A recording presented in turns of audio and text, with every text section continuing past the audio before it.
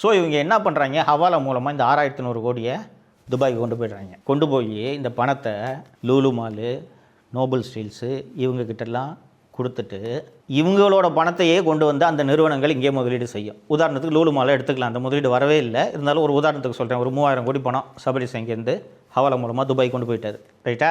Lulu mall அந்த பணத்தை வாங்கிட்டு அவங்க ஒரு 10% எடுத்துக்கிட்டு தமிழ்நாட்டில் லூலு மால்னு ஒரு மாலை கட்டுவாங்க.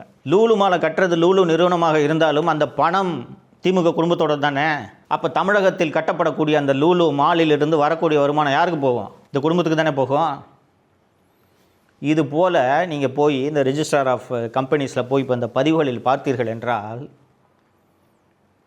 2021 திமுக ஆட்சி வந்த பிறகு மட்டும் கிட்டத்தட்ட 12 புதிய நிறுவனங்களை சபரீசன் தொடங்கியிருக்கிறார். அவர் பேர்லேயும் அவர் தம்பி பேர்லேயும் தொடங்கியிருக்கிறார். அதில் ஒன்று விண்வெளி ஆராய்ச்சி செய்யக்கூடிய ஸ்பேஸ் நிறுவனம். நான் தான் அவர் தமிழகத்தின் எலான் மஸ்க் என்று வர்ணித்து ஒரு முறை எழுதியிருந்தேன், சரிங்களா? ஸோ இப்போ இந்த டெண்டர்ஸ் எல்லாத்தையும் சபரீசன் தான் கண்ட்ரோல் பண்ணுறாருன்னு நான் சொல்லியிருந்தேன் இல்லையா? ஸோ இந்த டெண்டரை எந்த நிறுவனத்திற்கு வழங்க வேண்டும் என்று முடிவு செய்ய வேண்டியது அமைச்சர்கள் மட்டுமல்லாமல் அதிகாரிகளும் முடிவு செய்ய வேண்டும் அல்லவா? ஸோ எந்த துறைக்கு எந்த அதிகாரியை போட வேண்டும் என்று முடிவு செய்வதும் சபரீசன். சபரீசன் திராவிட முன்னேற்ற கழக கட்சியில் ஏதாவது பதவியில் இருக்கிறார் என்றால் இல்லை.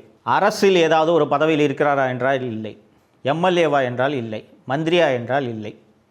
ஒரே ஒரு தகுதி மு.க. ஸ்டாலினோட மருமகன். இப்படி எந்த விதமான பதவியும் இல்லாமல் இன்னொன்று, இப்போ ஒரு மந்திரி இருக்கார், மூர்த்தி இருக்கார், பத்திரப்பதிவுத்துறை அமைச்சர். அவர் நிறைய ஊழல்லாம் பண்ணியிருக்காரு அப்படின்ட்டு செய்திகள் வந்திருக்கு, பார்த்துருப்பீங்க. இப்போ திரு மூர்த்தி மீது வழக்கு போடலாம் என்றால் திரு மூர்த்தி அவர்கள் மீது லஞ்ச ஒழிப்பு சட்டம் பாயும். ஏனென்றால் மூர்த்தி பொது ஊழியர். இந்த சபரீசன் மீது என்ன வழக்குங்க போட முடியும்? ஸ்டாலினோட மருமகன் என்பதை தவிர அவருக்கு வேறு என்ன பதவி இருக்கிறது? ஸோ ஒரு பதவி, ஒரு ஒரு அதிகாரியோ அல்லது ஒரு அமைச்சரோ அல்லது ஒரு எம்எல்ஏவோ ஒரு பதவியில் இருந்தால்தான் அவர்களுக்கு பொறுப்பு என்று ஒன்று வரும், ரெஸ்பான்சிபிலிட்டி இல்லையா?